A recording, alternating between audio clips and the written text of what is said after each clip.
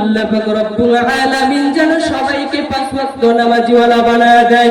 আজকের এই ময়দান থেকে তাওবা করে করে যেন আল্লাহ পাক রব্বুল আলামিন আমাদেরকে নেককারওয়ালা একজন ঈমানদার বানায়া, নিষ্পাপ বানায়া বাড়িতে গিয়ে ঘুমাবার মতো তৌফিক দান করে।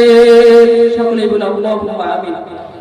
যেহেতু ছোট মানুষ, কথা অনেক লম্বা বলে ফেলছি, তো এজন্য আল্লাহ পাক রব্বুল আলামিনের কাছে ভুল যদি হয়ে থাকে ক্ষমা চাইতেছি।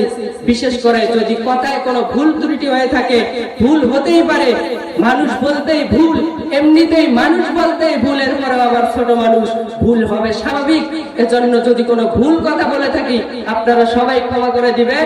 এবং এই যে সুন্দর একটা ময়দান, কত সুন্দর জান্নাতের বাগানের পাশেই আমাদের মাদ্রাসা, যেটা নবীর ঘর বলা হয়। আল্লাহর রাসূল সাল্লাল্লাহু আলাইহি ওয়াসাল্লাম বলে, তুমি দুনিয়াতে একটা সন্তান আসার পর মাদ্রাসাতে যদি শিক্ষা নিয়ে মাদ্রাসায় পড়াইতে পারো, ওই সন্তানটা যদি একবার মুখ থেকে উচ্চারণ করে রব্বির হামহুমা কামা রাব্বায়ানি সগীরা, বান্দা তুমি কবরে যতই আগুনে নিক্ষিপ্ত হও, জাহান্নামে থাকো না কেন, তোমার কবরের আযাব সঙ্গে সঙ্গে মাফ করে দিবেন কে?